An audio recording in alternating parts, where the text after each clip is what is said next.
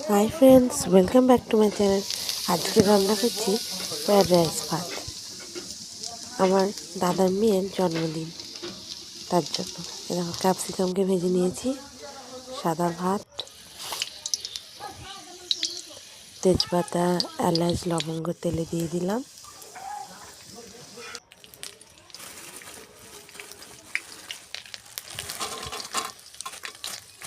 কিশমিশ দিয়ে দিলাম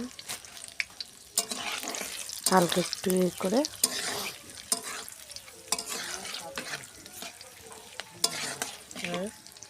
ঠিক আছে, বলবি না, আমরা দেখছি। ভাতগুলো যে কথা দিয়ে বললো না, দিলাম।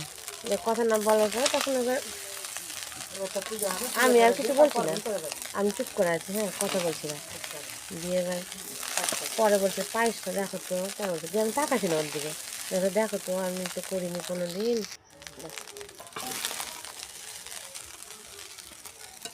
এক এক করে গাজর, কিশমিশ, বিন এগুলো সব ছড়িয়ে দেবো, দিয়ে নাড়বো ভাতটাকে।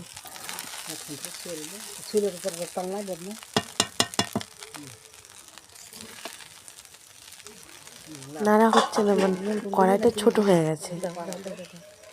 কড়াইটা যদি বড় হতো তাহলে ভালো হতো। স্বাদ অনুযায়ী লবণ দিলাম আর স্বাদ অনুযায়ী চিনি দিয়ে দিলাম।